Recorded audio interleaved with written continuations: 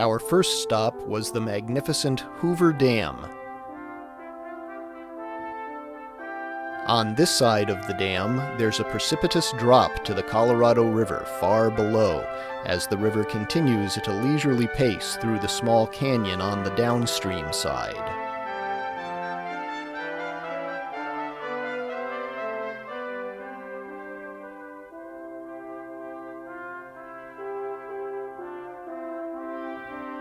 Viewing the dam now from the upstream side, we see cars driving across the top of Hoover Dam as it holds back the mighty Colorado, forming Lake Mead. The tall cylindrical structures are actually intakes, feeding water into the hydroelectric plant.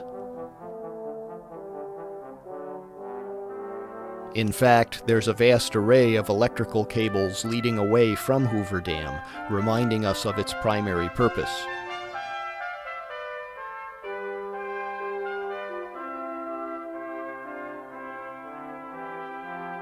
To see exactly how that power is generated, we descend deep into the structure and walk through tunnels that have been carved out of the rock to reach the huge room in which the massive turbines are located.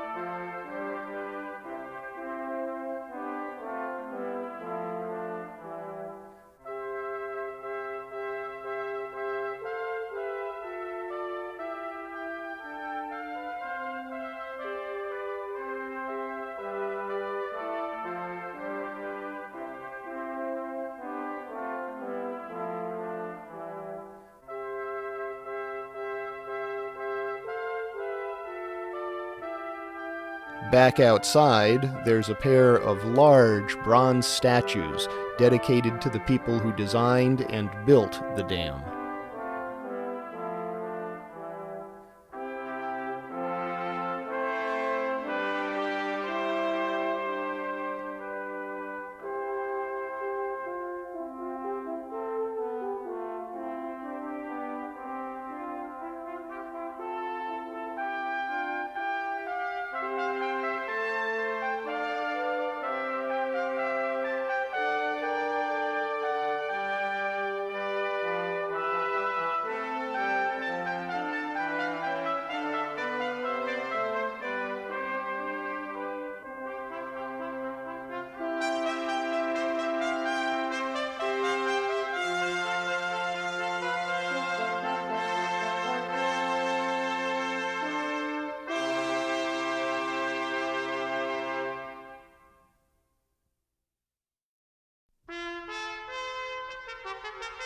This was our first view of the Grand Canyon.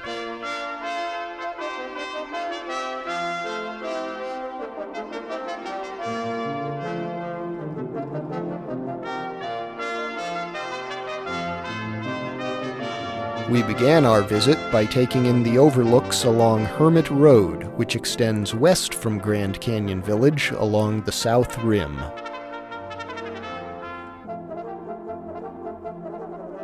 Each vista was more striking than the last.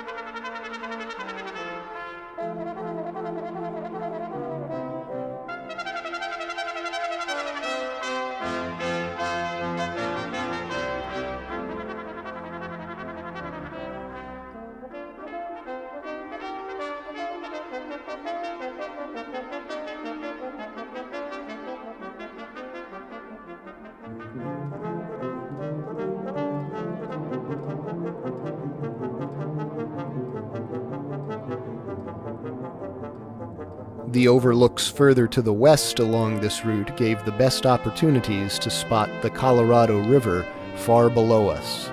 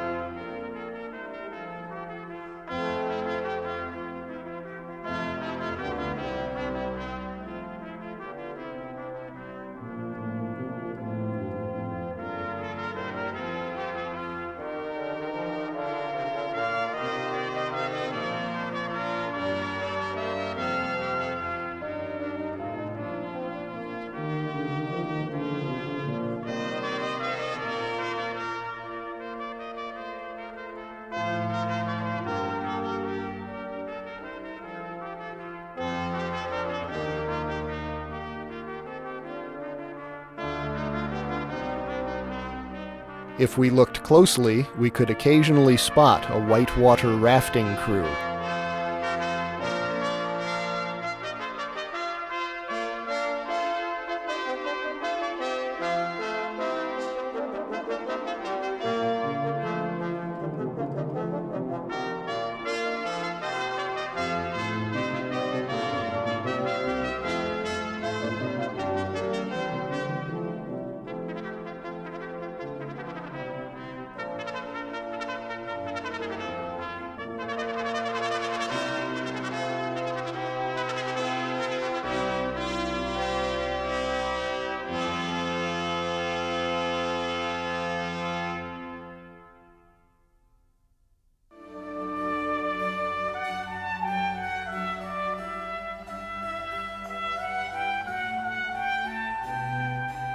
It was a special treat on one morning to watch several of the rare California condors soaring on the currents above the canyon.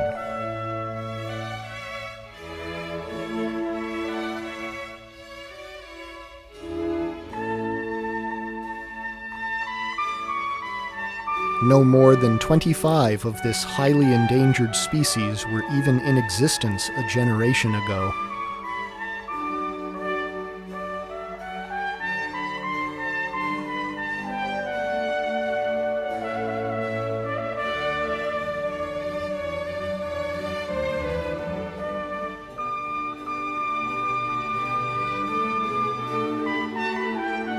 But now, the 6 that were reintroduced to this area in the 1990s have grown to a population of well over 50 here at the South Rim alone.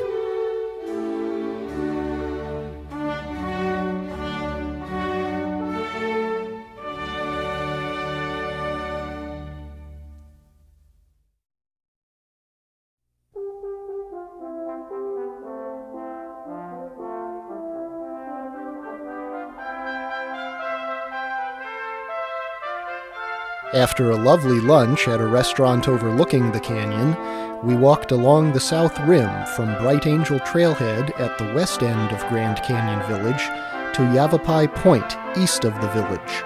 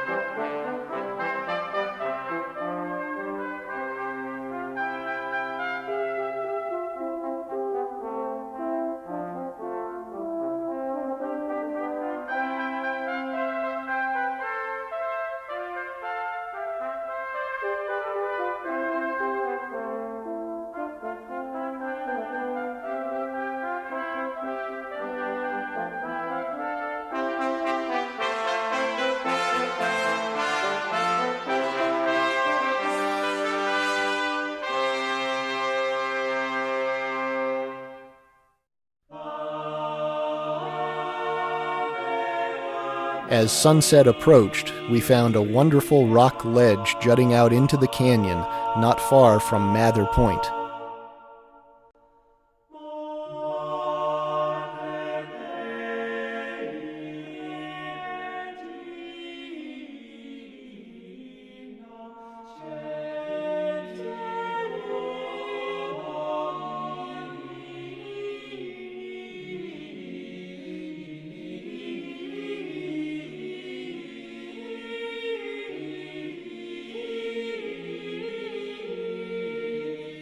The evening light accentuated the colors throughout the canyon.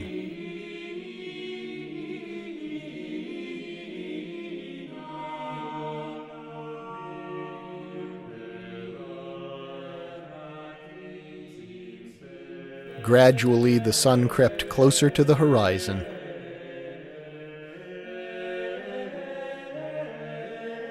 And closer.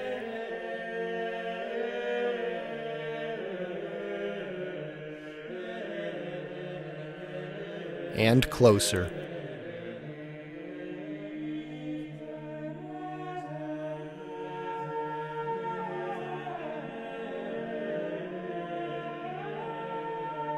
And closer.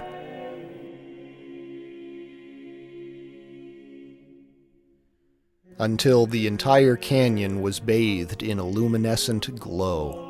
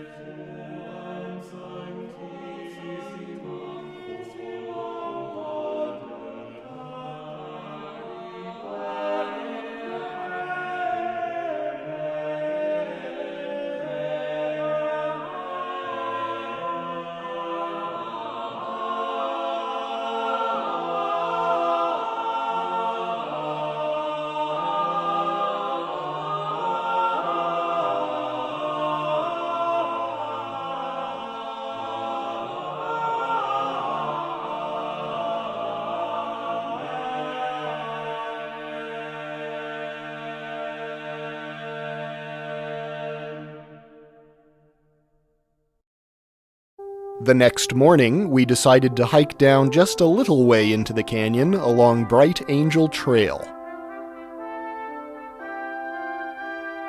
But before leaving, we took a couple minutes to say hello to some of the mules who would no doubt be passing us later on.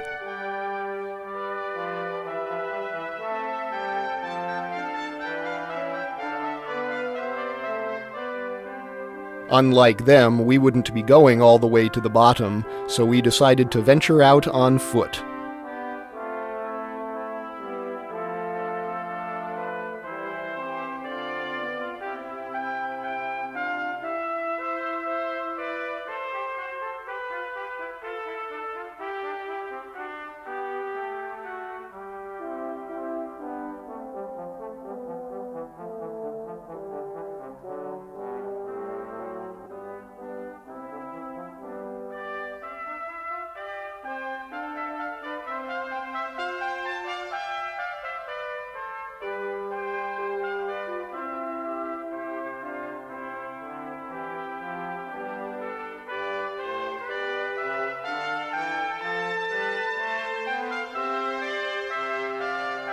Descending beneath the rim provides a better opportunity for a close-up look at the striated layers of rock that make up the canyon walls.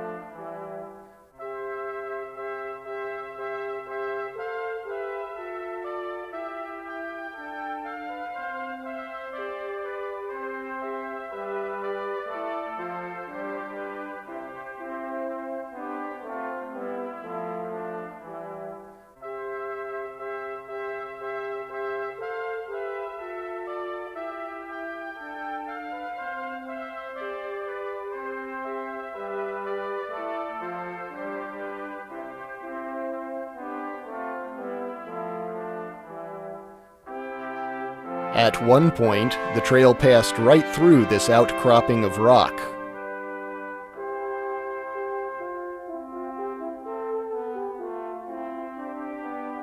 Brightly colored wildflowers grew out of rocky crevices.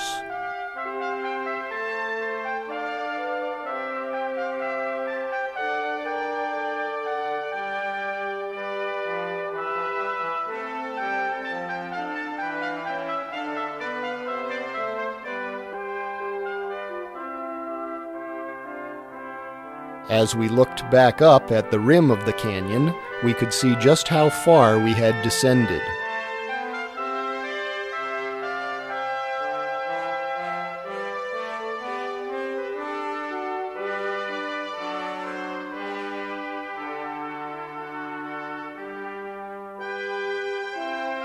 But the distance we had traveled was not all that significant by comparison with those going all the way to the bottom.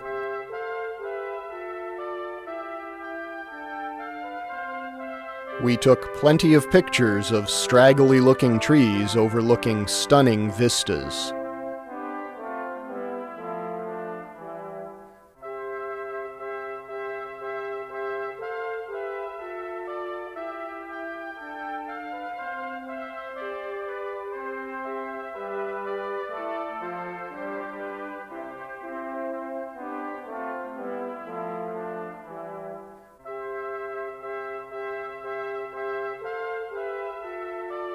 Before long, the mules we had greeted earlier were passing us.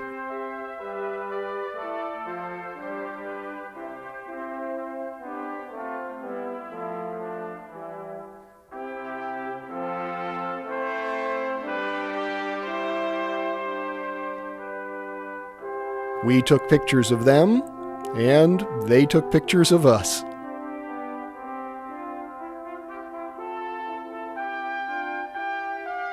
While they continued down into the canyon, this is about as far as we went before turning around and hiking back out.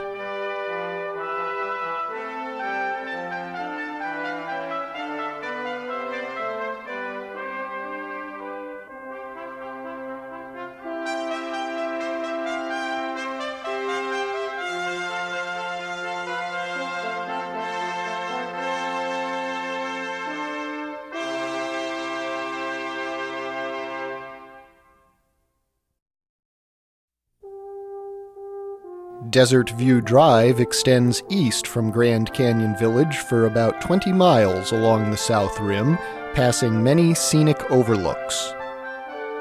Here, we're at Yaqui Point, which affords sweeping vistas of the Central Canyon.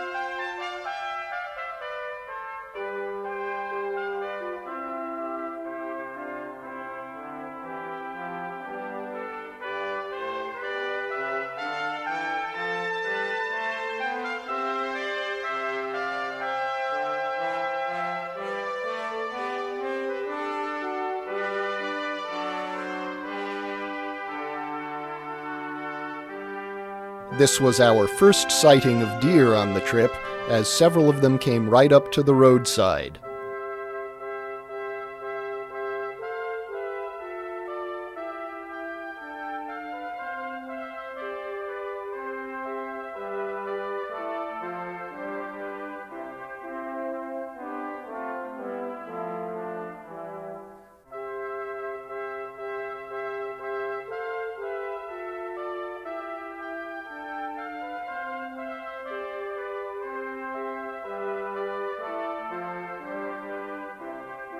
In between Yaqui Point and the next major overlook at Grandview Point, there are a number of other turnouts affording wonderful views.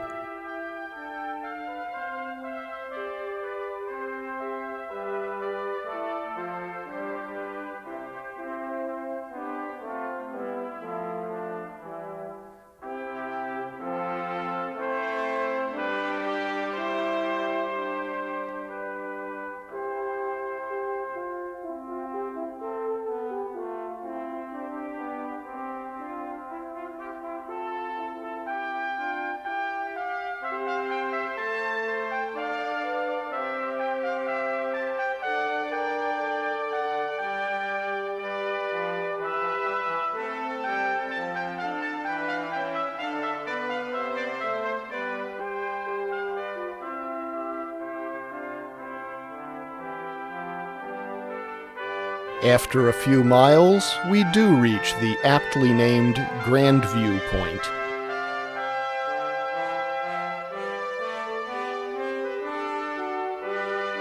And soon thereafter, Moran Point.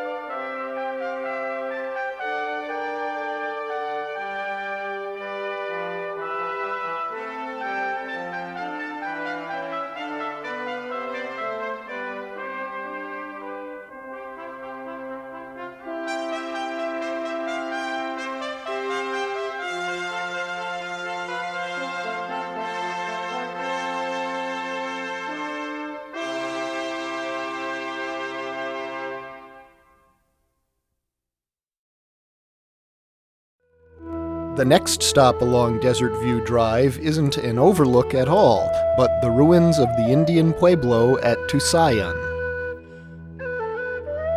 Native Americans inhabited this village for a period of about 20 years in the 1100s. This artist's rendering gives an idea of what the structures might have looked like at that time. Of course, today, all that's left are the stone foundations of the living areas and storage rooms. Plus, this circular kiva where ceremonial activities took place.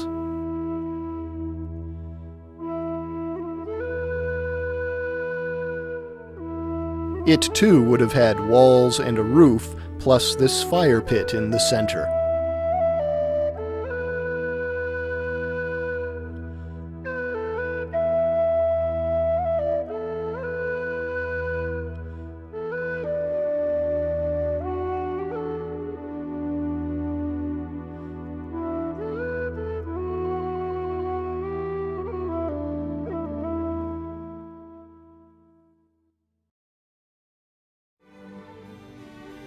Continuing east along Desert View Drive, our next stop was Lipan Point, which afforded one of our best views of the Colorado River.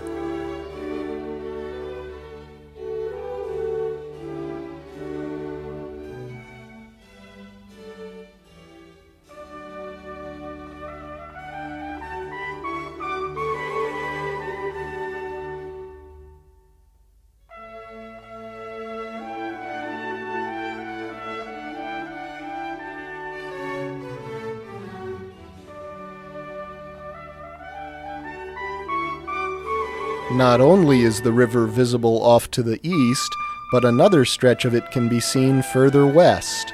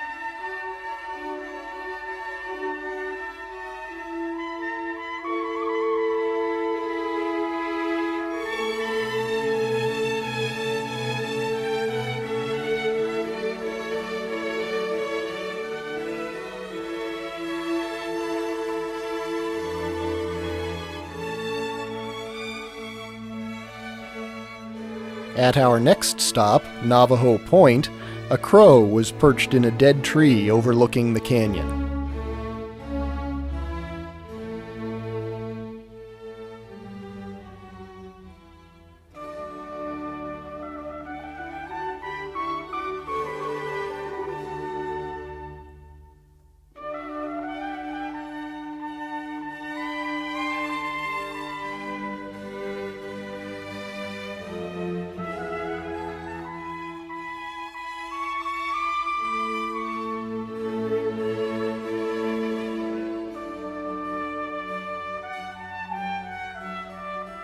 And our final stop at the South Rim was Desert View Point itself.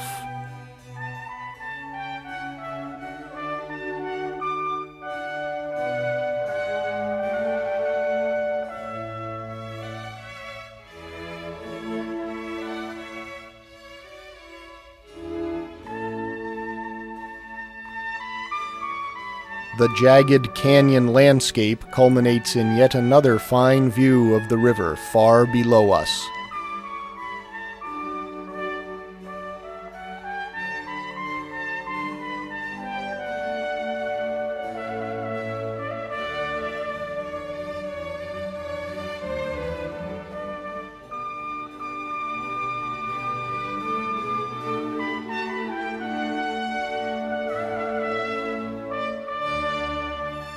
Other vantage points make it clear why this place is called Desert View, but it is the view of the canyon that is still the most dramatic. It makes for a fitting end for our visit to the South Rim.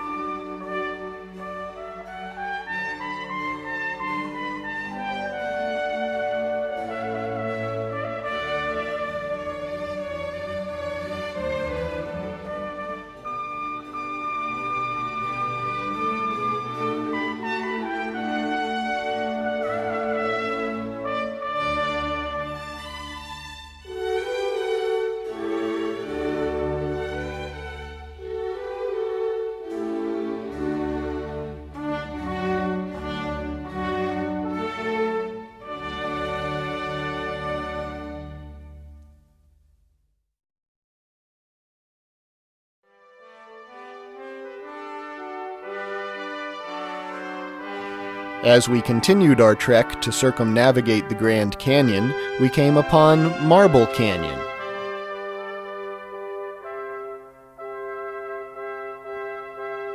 This is really just the eastern extremity of the Grand Canyon itself. Of course, we're at a much lower elevation now, and the canyon isn't nearly as deep or as wide, but that's still the Colorado River down there, carving its way through numerous layers of rock.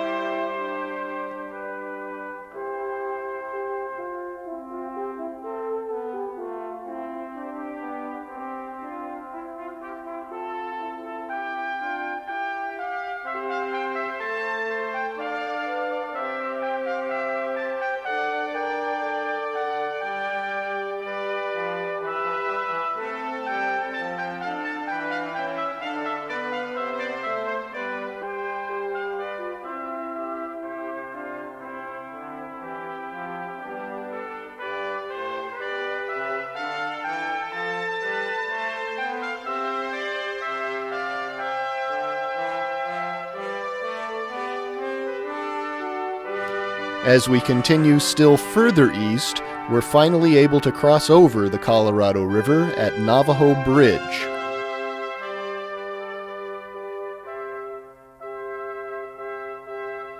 Here we see the bridge itself spanning the gorge.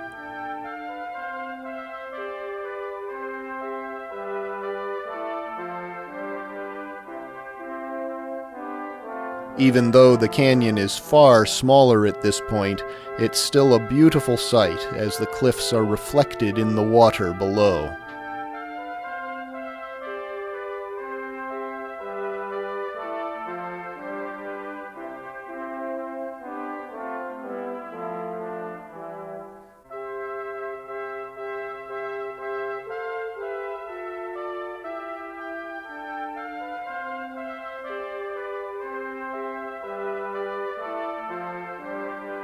Just beyond the northwest rim of the canyon can be seen the majestic, multicolored Vermilion Cliffs.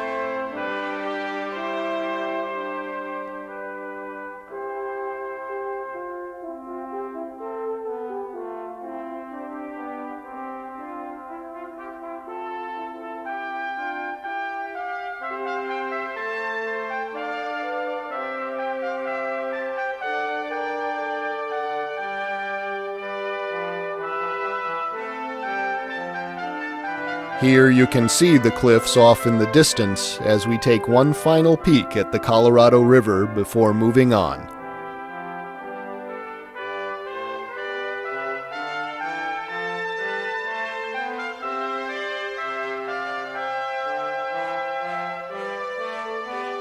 But before we got very far, we couldn't help but stop to take a look at this unusual grouping of huge boulders.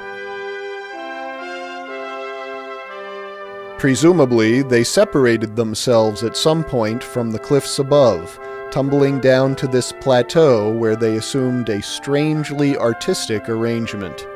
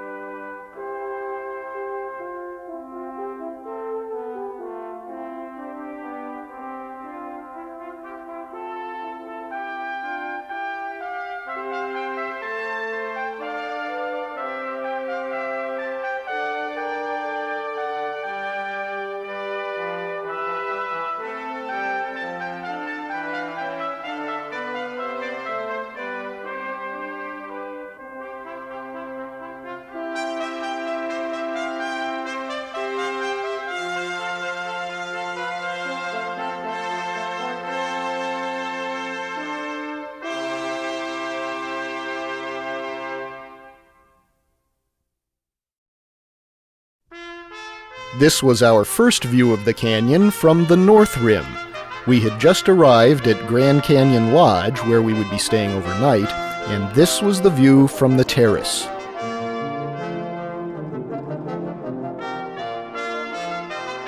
We would soon be eating lunch inside the lodge, enjoying the same wonderful view.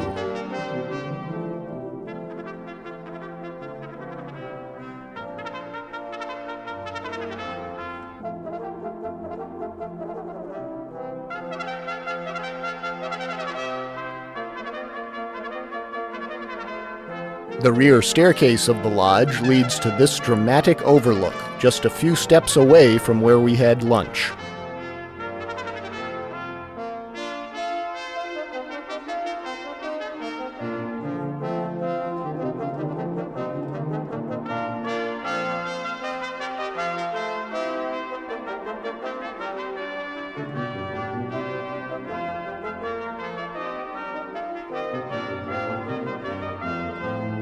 This side canyon, which was right alongside the lodge, made it easy to see the different layers of rock which make up the canyon walls.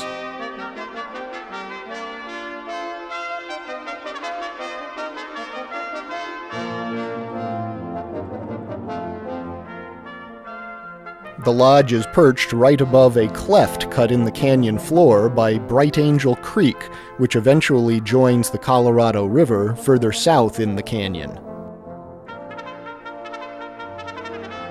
A couple of days earlier, back on the South Rim, the trail that we followed partway down into the canyon was in fact Bright Angel Trail. It continues all the way to the bottom, where you can cross the Colorado River and follow this gorge cut by Bright Angel Creek all the way to the North Rim. You can see the South Rim there in the distance, over 20 miles away.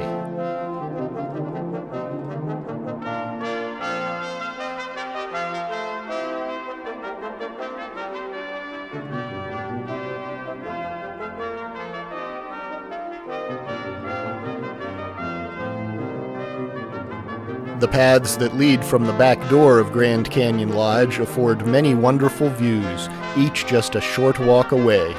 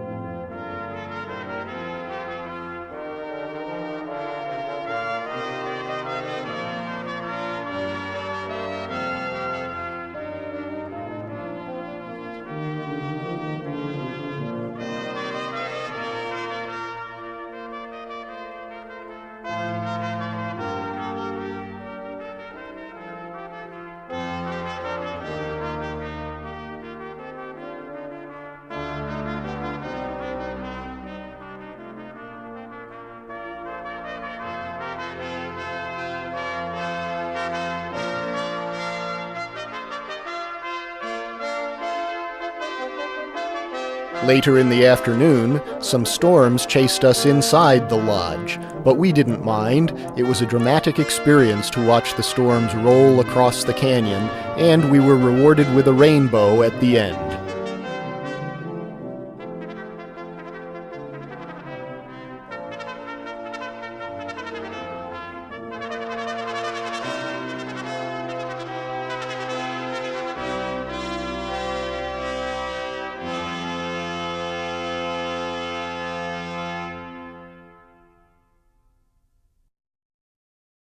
The next morning, we drove out to the viewpoint at Cape Royal. Even the pathway out to the point includes some interesting sights, such as the hole eroded in this rocky outcropping, and the wavy striations in this rock formation.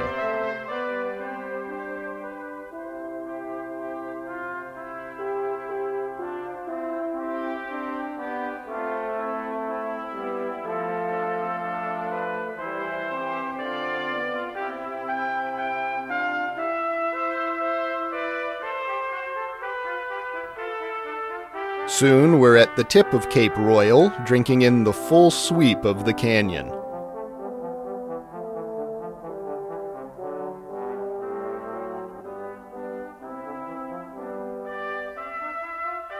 Details still abound, but they're in the context of a vast expanse of cliffs and buttes.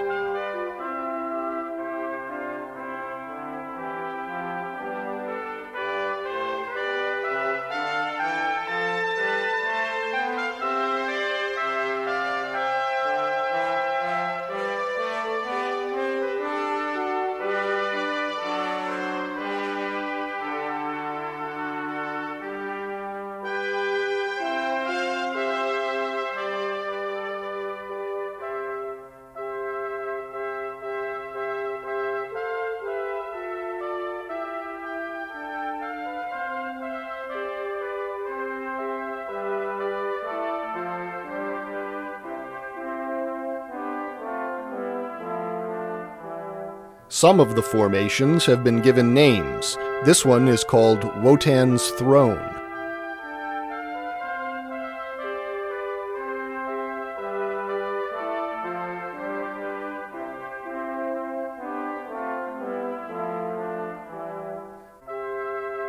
And this one is Vishnu's Temple.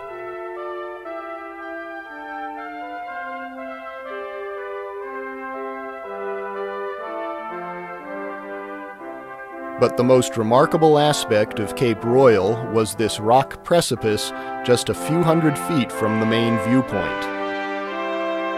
We found a small path leading out to it, and within a few minutes we were at the most memorable spot of the entire visit.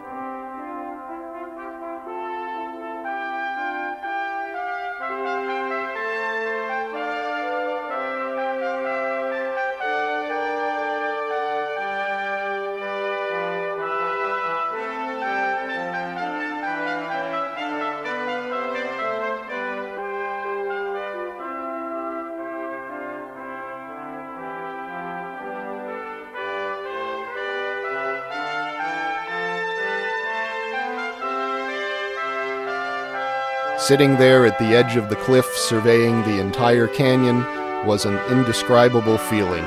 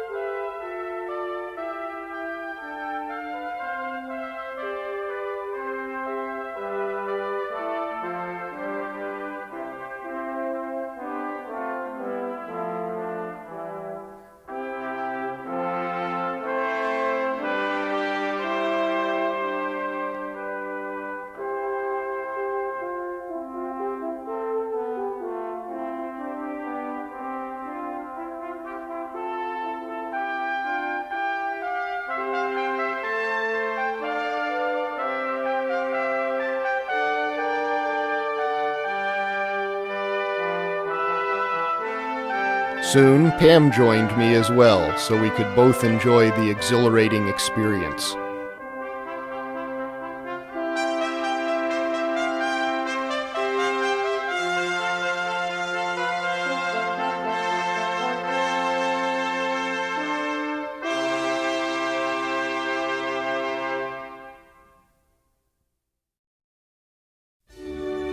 Not far away is the Valhalla overlook. That's the Vishnu temple once again on the far left. The smaller formation in the center is called Krishna Shrine.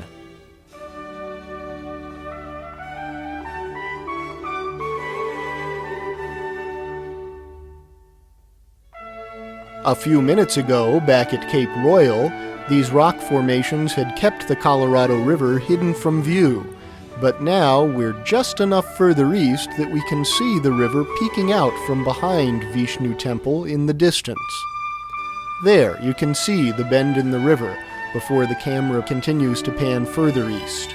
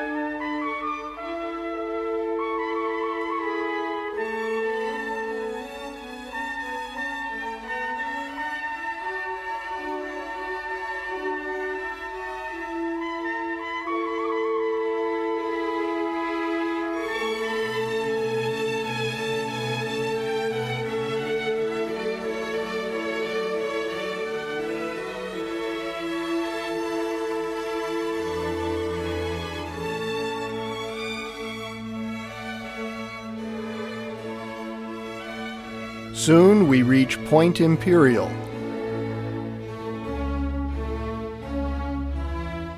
This gives us our best view of the eastern expanse of the canyon.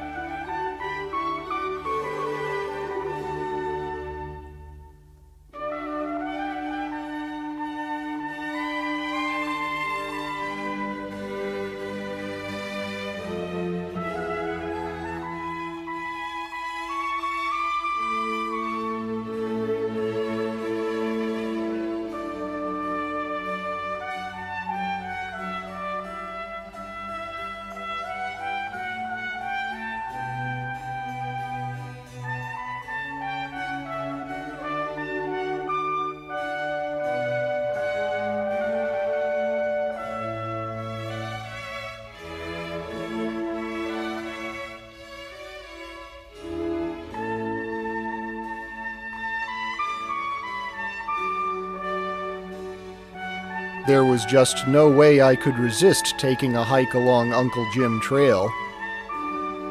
It extended for several miles, mostly through the forest, although there were a couple of points along the way where I could catch a glimpse of the canyon.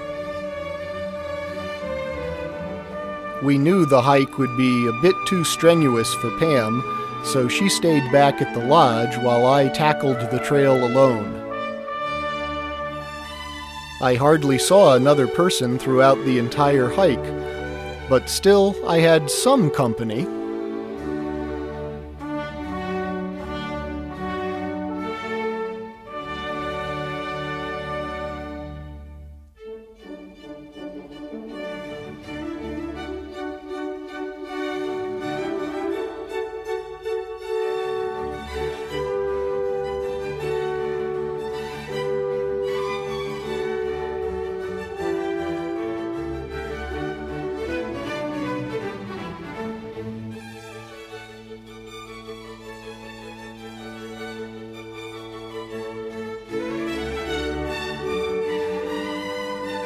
Finally, I reached the end of the trail at Uncle Jim Point, and another truly striking vista.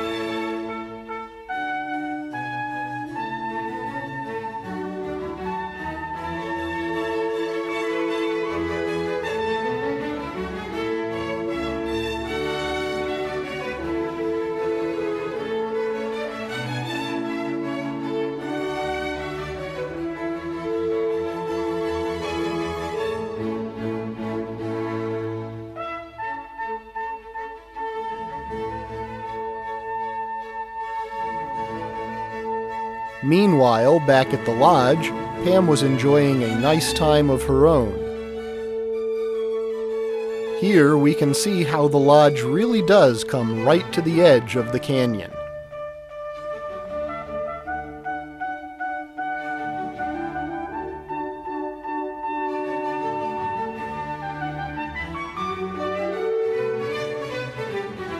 The views from the lodge's veranda are truly breathtaking, and Pam takes full advantage while sketching and writing in her notebook.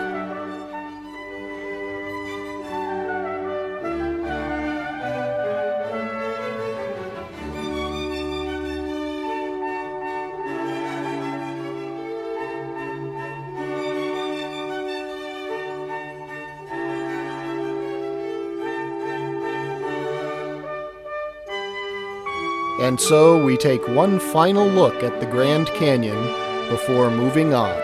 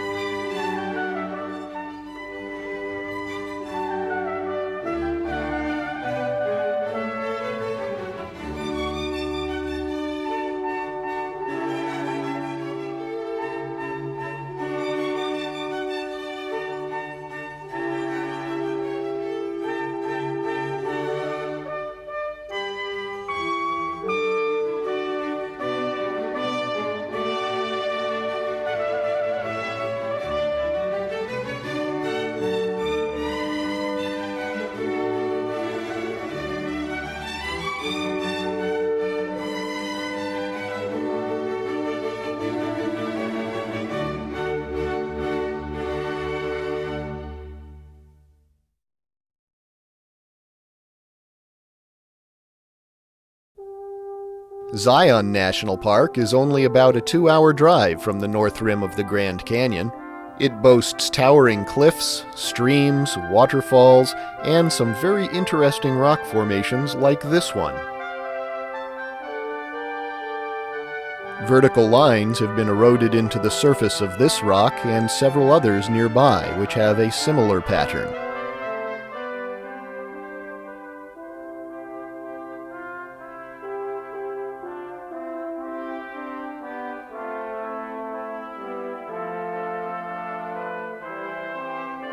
In some cases, they almost look like fingers carved into the stone.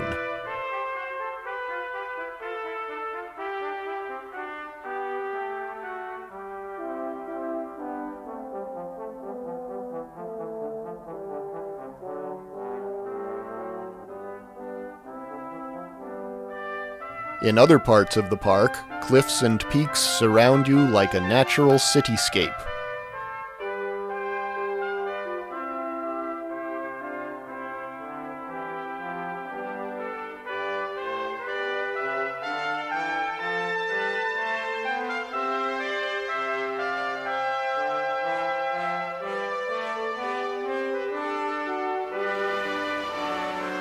The North Fork of the Virgin River runs throughout the park, at this point at the base of a tall, sheer cliff.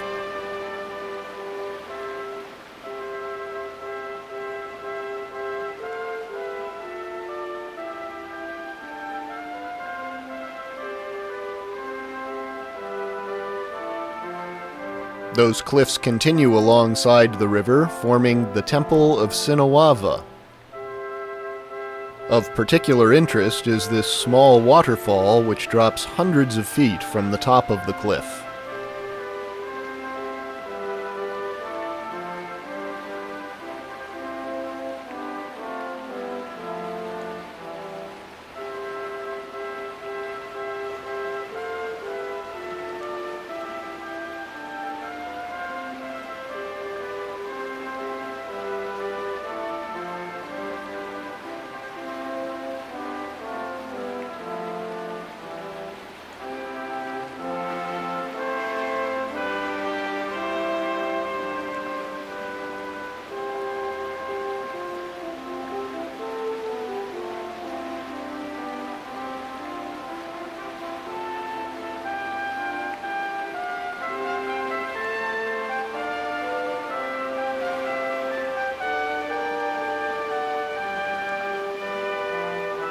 It eventually feeds into the river below.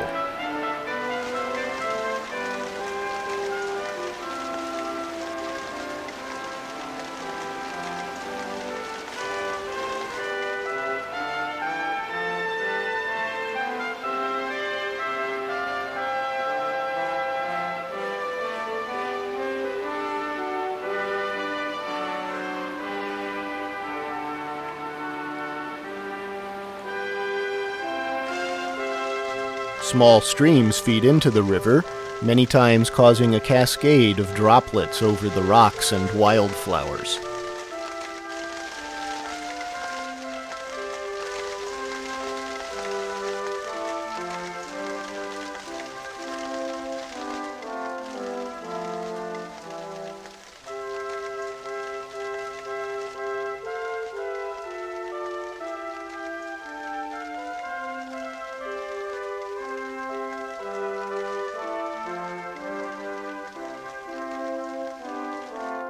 There were also some deer near the river's edge.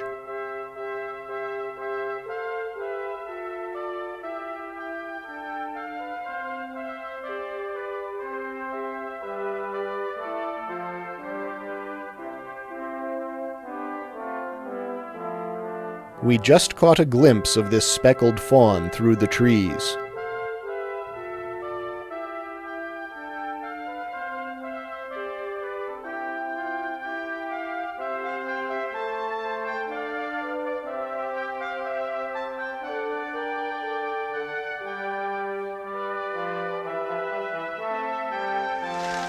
Another interesting sight in the park is Weeping Rock, where a stream is diffused over an outcropping of stone, giving the appearance of a continual flow of tears.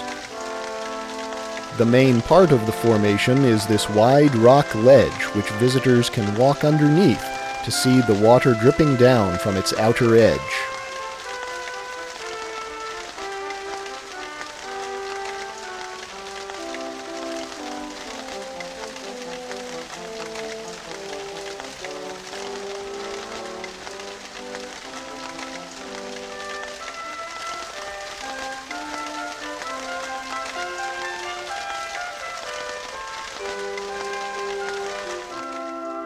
Just as dramatic as the weeping itself are the cliffs that surround Weeping Rock.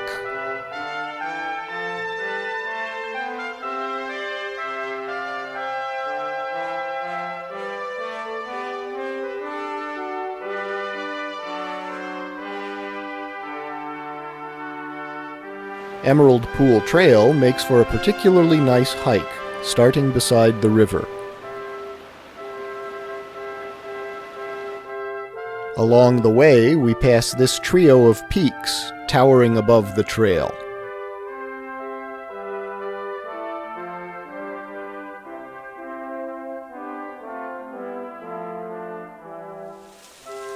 Soon, we reach the tiny waterfall which feeds into Emerald Pool, after which the trail is named.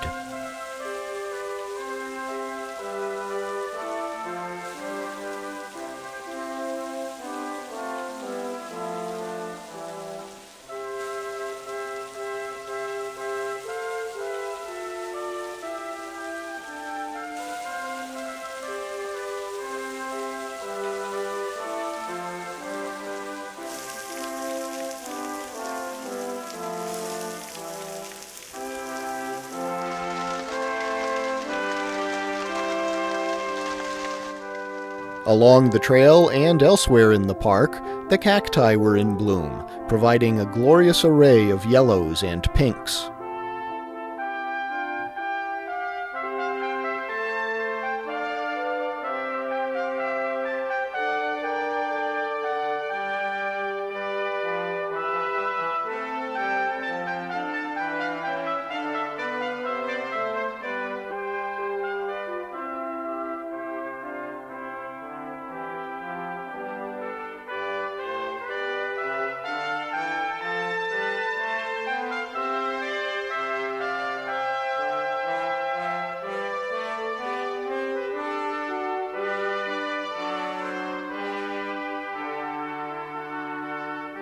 One of our last stops was a formation known as the Court of the Patriarchs, where each of these peaks is named after a different Old Testament figure.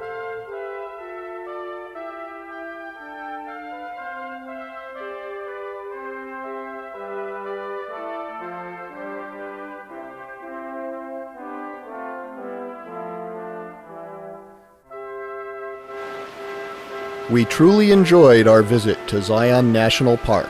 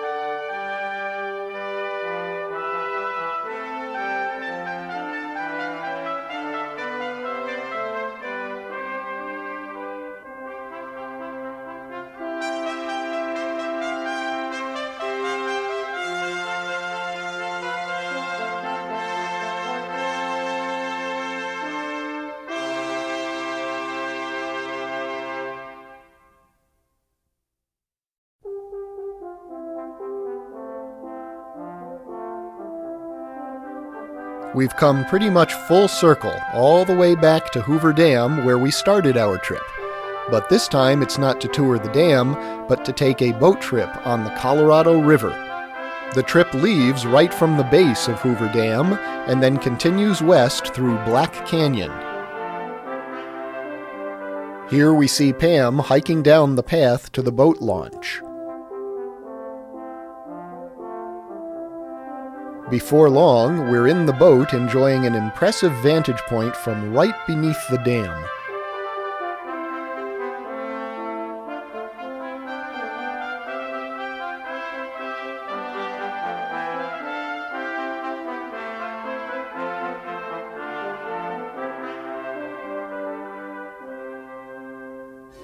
Then the boat turns and we begin our voyage down the Colorado River through Black Canyon.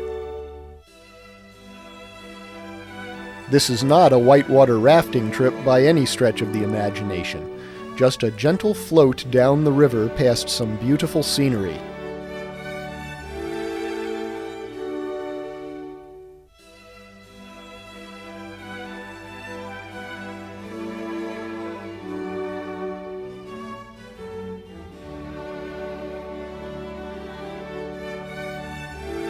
Among the interesting sights was this hot spring where 120-degree water shoots out of the rocks alongside the river.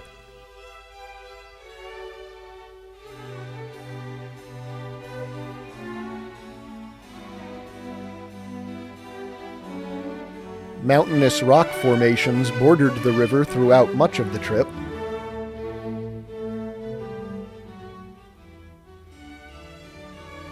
Here, a spring feeding into the river creates a small waterfall.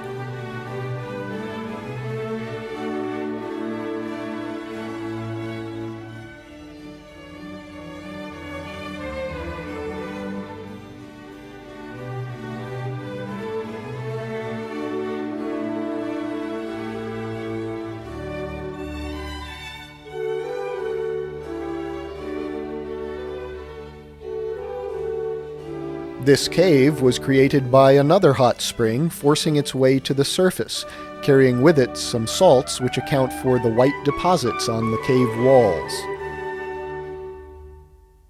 Throughout the trip, at the urging of our guide, we kept our eyes peeled for mountain goats along the rocky shoreline. And before long, our efforts were rewarded.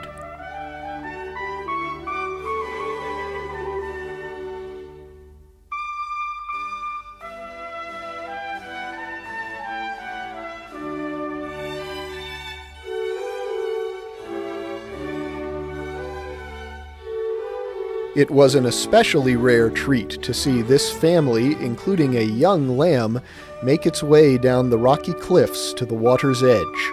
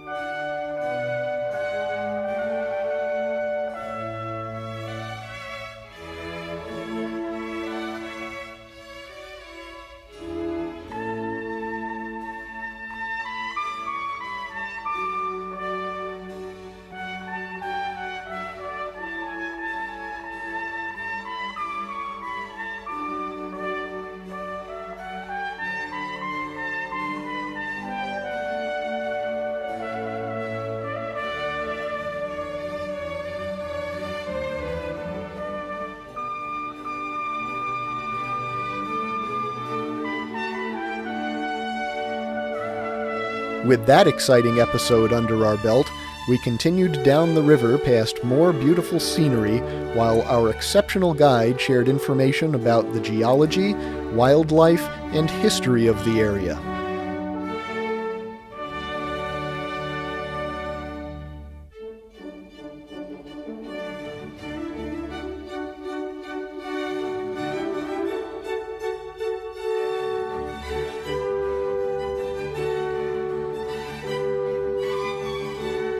Before lunch, he stopped the boat for a few minutes to give everyone an opportunity to cool off a bit by taking a dip in the Colorado River.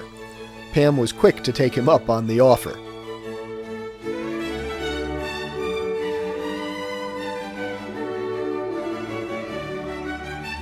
A short while later, we pulled ashore at this picturesque spot to enjoy a picnic lunch.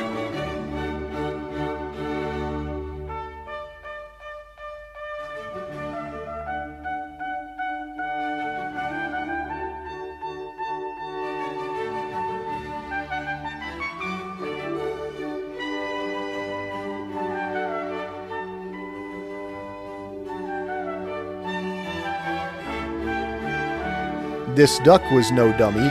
He knew that humans sometimes stopped here to eat, and that he too might get a morsel or two if he was lucky.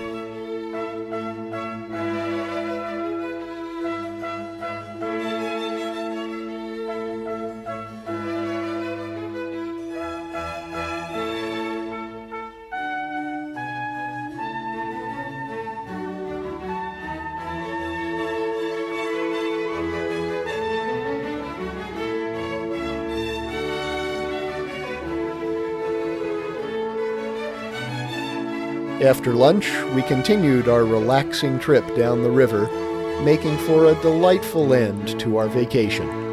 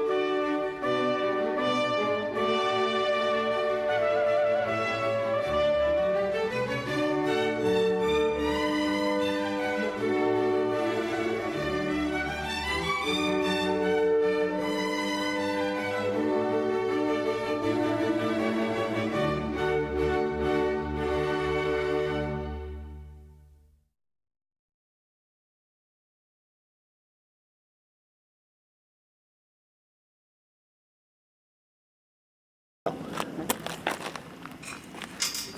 you see where we are? Yeah, forget it. It doesn't work. Hi!